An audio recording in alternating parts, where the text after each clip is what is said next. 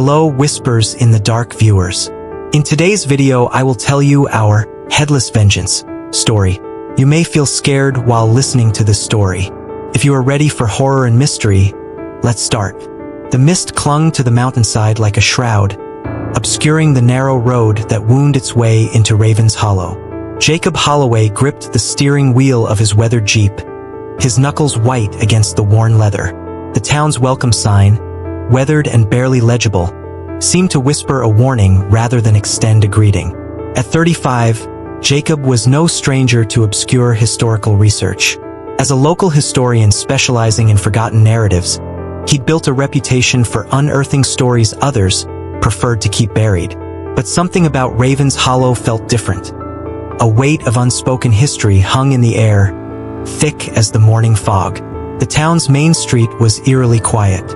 Weathered wooden buildings leaned against one another, their paint peeling like old skin, revealing long-hidden secrets. A few locals watched his arrival with suspicious eyes, their gazes tracking his movement through narrowed windows. His first stop was the local historical society, a small building that looked more like an abandoned farmhouse than an archive. Martha Grayson, the elderly curator, greeted him with a mixture of wariness and curiosity. "Mr. Holloway," she said, her voice crackling like dry leaves. "Not many outsiders come looking into our town's history." Jacob smiled disarmingly. "I'm researching generational land disputes in mountain communities." Raven's Hollow caught my attention through some old county records. Martha's hands trembled slightly as she pulled out a dusty file cabinet.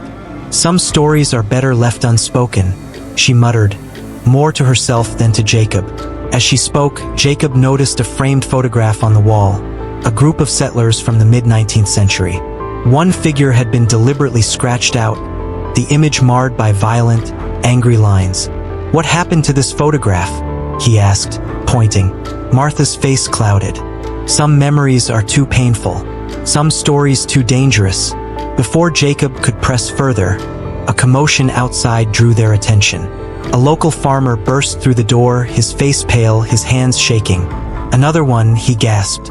"Old man Peterson. Found him this morning. Killed. Just like the others." The room went silent. Jacob felt a chill run down his spine.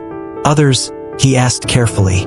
Martha's eyes met his, a mixture of fear and resignation swimming in their depths. "The horseman," she whispered. "He's returned." As evening approached, Jacob walked the town's quiet streets. Hoof prints, impossibly large and deep, marked the ground near Peterson's farm. They seemed to appear and disappear without logical pattern, cutting through mud and stone as if formed by something not entirely of this world.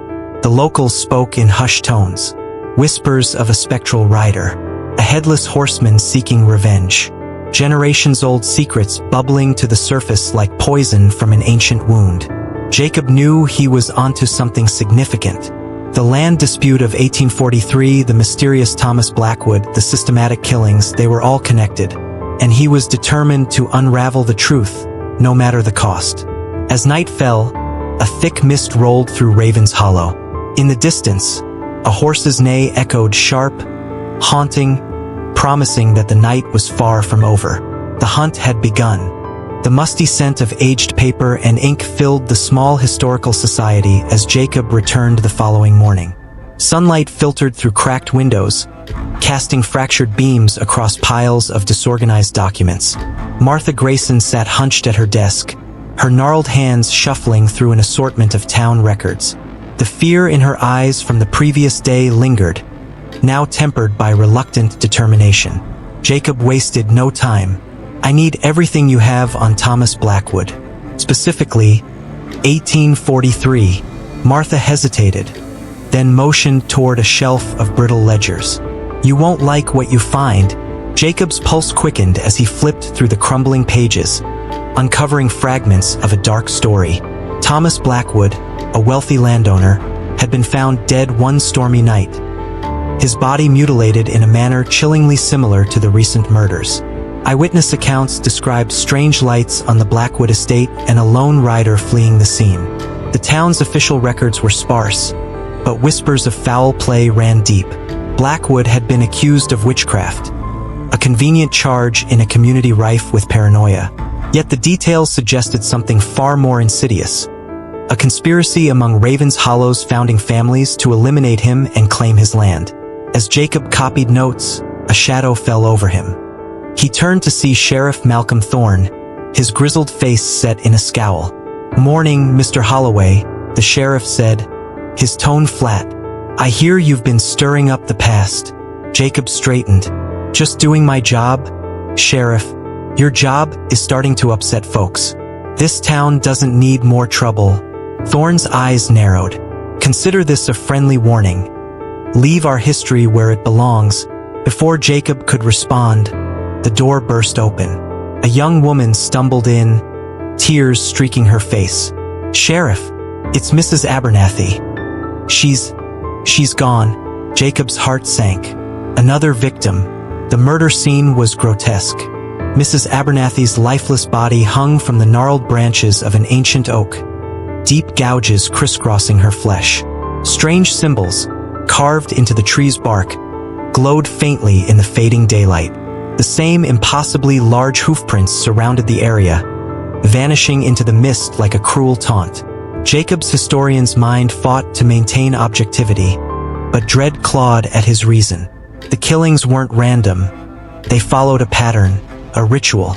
That evening, Jacob pored over his findings in his rented room at the town's decrepit inn.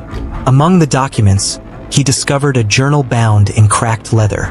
It had been hidden among a collection of unrelated records, as if someone had tried to bury it in plain sight. The journal belonged to Rebecca Blackwood, Thomas's wife, who had survived her husband's murder. Her words painted a chilling picture of betrayal. "They came for us under the guise of justice, armed with lies and greed. The Holloways, the Abernathy's, the Graysons, all conspired to strip us of our land. My Thomas warned them of the curse upon our blood, but they would not listen. Now they will reap the harvest of their sins." As Jacob read, a knock startled him. He opened the door to find Martha, her face pale, her hands clutching a rosary. "You shouldn't have found that," she whispered. "You knew," Jacob accused. "You knew this was more than land disputes." "There's more to the journal," she admitted. It said Rebecca wrote of summoning a protector, a spirit bound to avenge her family. The horsemen. The next day, reports of ghostly hoofbeats echoed through the town. Locals described seeing a spectral rider looming in the mist, its headless form radiating malevolence. Jacob's skepticism was eroding under the weight of evidence, and the undeniable connection between the killings and the town's dark history. Late that night, Jacob returned to the tree where Mrs. Abernathy had been found. The symbols glowed brighter now, pulsing like a heartbeat. The air grew colder, and the sound of hooves thundered in the distance. As the mist thickened, Jacob realized the truth. The horseman wasn't just a ghost story. It was vengeance incarnate, a curse woven into the fabric of Raven's Hollow. And it wasn't finished. The town of Raven's Hollow was unraveling. News of Mrs. Abernathy's gruesome death had spread like wildfire, plunging the already wary residents into a state of fear-fueled panic. Doors were bolted, shutters drawn, and families huddled around dimly lit lanterns, whispering prayers to gods who had long stopped listening. But Jacob Holloway wasn't praying. He was piecing together the cursed threads binding the horsemen to the bloodlines of this town. In the dim confines of the historical society, Jacob studied the journal alongside old land deeds and council minutes Martha had reluctantly provided. A pattern emerged. The families of every victim, Peterson, Abernathy, and others from decades past, were descendants of the original founding families. Holloway, Grayson, Abernathy, and Caldwell. The betrayal outlined in Rebecca Blackwood's journal was no simple land dispute. It was an orchestrated scheme to murder Thomas Blackwood and seize his expansive estate. But it had been more than greed. The journal hinted at rumors that Blackwood had uncovered something ancient and forbidden, something the founding families feared. Martha, seated nearby, sighed heavily. "You're poking at things better left buried, Jacob." He turned to her, the weight of revelation pressing on his chest. "The horseman isn't indiscriminate. He's targeting descendants, bloodlines. It's revenge.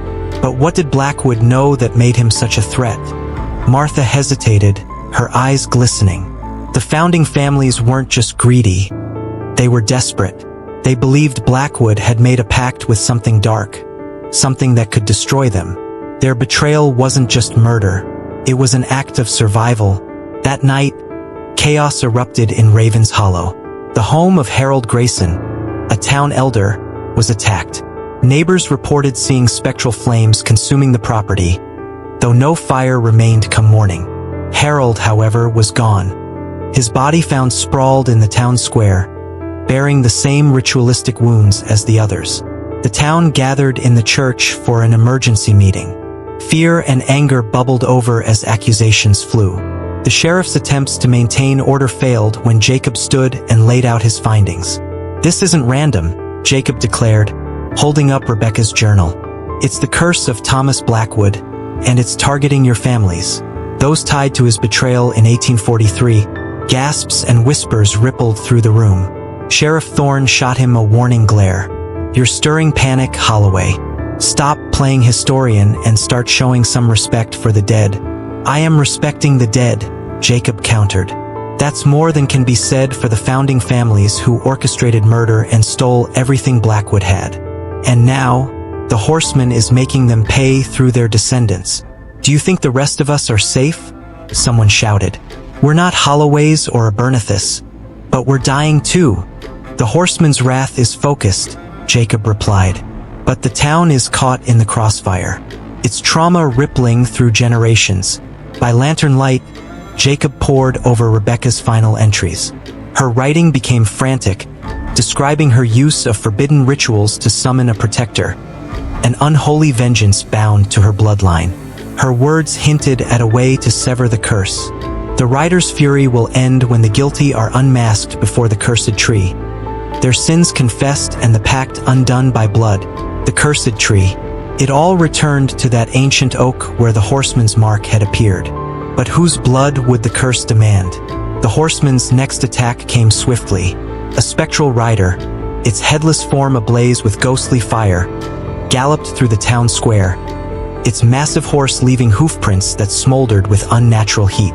Jacob stood in its path, heart pounding but resolute. "I know what you are," he shouted. "And I know why you're here." The horseman halted, its decapitated neck turned toward him, a hollow void that seemed to suck the light from the air. In its skeletal hand, it held an axe gleaming with spectral energy. "You're bound to this town's sins," Jacob said, stepping closer. "But the ones who wronged you are long gone. The cycle has to end." The horseman raised its weapon, but a sudden flash of memories surged into Jacob's mind. Visions of Thomas Blackwood's murder, the betrayal by men who wore the same name Jacob carried. The horseman wasn't just enacting revenge. It was tied to Jacob himself.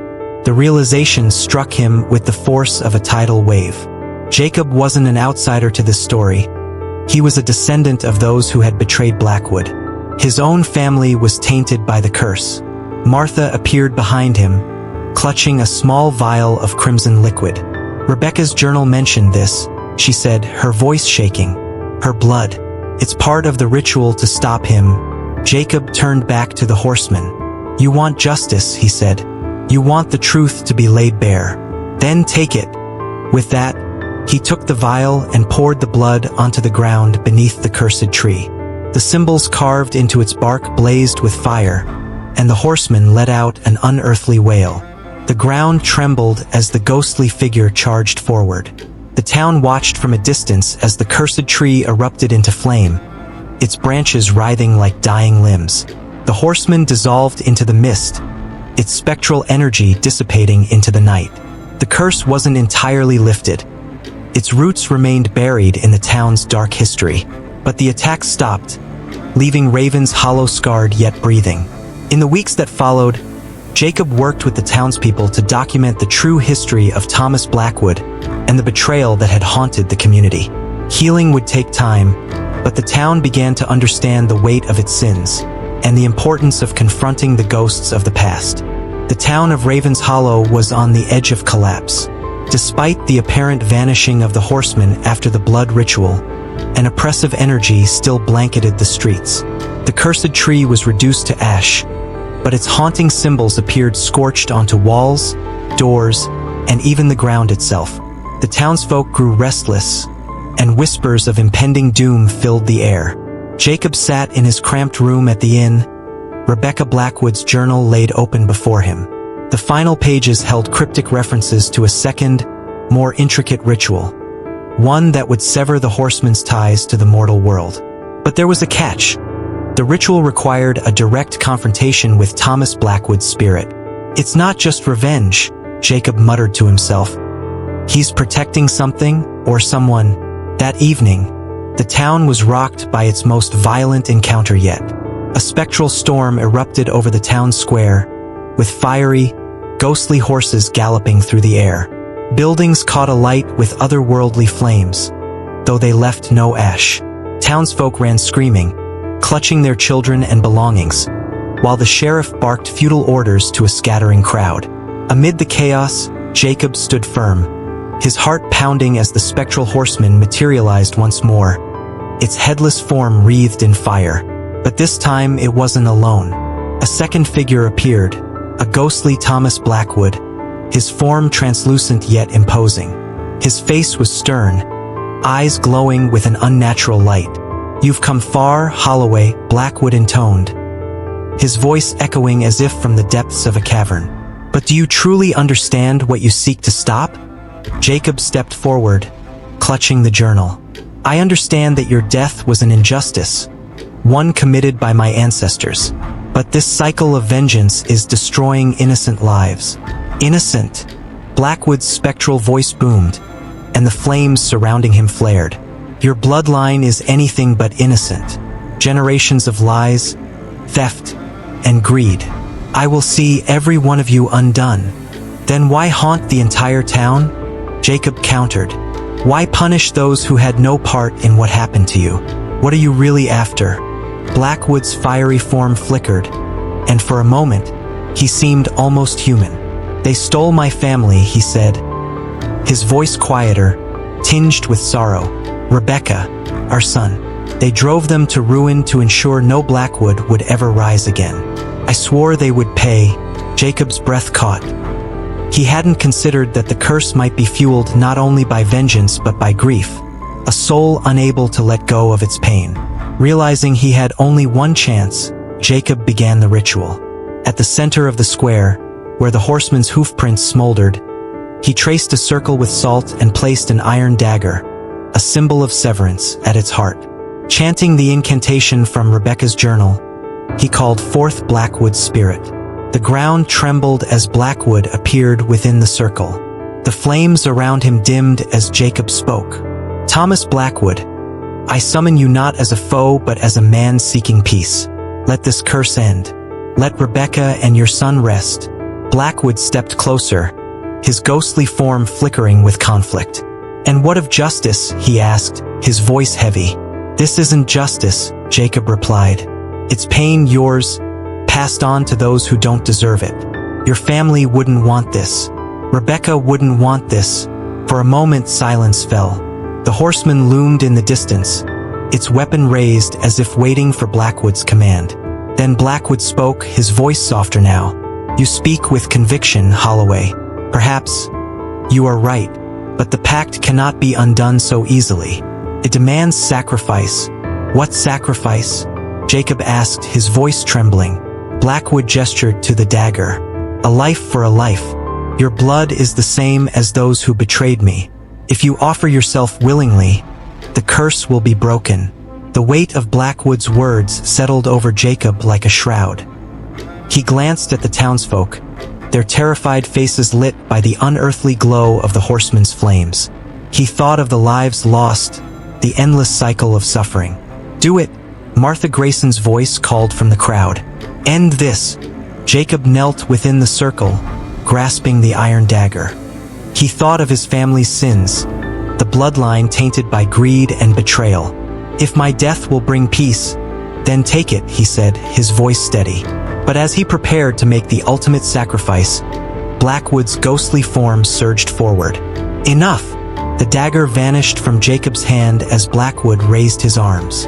Your willingness proves the guilt of your bloodline, but also its redemption. Let the curse end with me. The horseman dissolved into smoke, its axe clattering to the ground and disintegrating. The flames around Blackwood's form dimmed as he turned to Jacob. Tell my story, Blackwood said softly. Let the truth be known, so this town might heal. With that, his spirit began to fade, and the storm overhead dissipated. Raven's Hollow awoke the next day to an eerie calm. The symbols had vanished, the oppressive air lifted. Jacob stayed in the town for weeks, working with Martha and the sheriff to document the truth about Thomas Blackwood and the curse that had haunted them. The cursed oak's ashes were scattered over Blackwood's old estate, now a barren field. As Jacob left town, the morning mist seemed lighter, as if the land itself could breathe again. But as he drove away, the wind carried a faint, haunting sound, the distant echo of a horse's neigh. Raven's Hollow might have found peace, but its history ensured that darkness would never be far behind. Thank you for watching this video. I hope you liked our video. Don't forget to subscribe to our channel, like our video, and share your thoughts with us in the comments.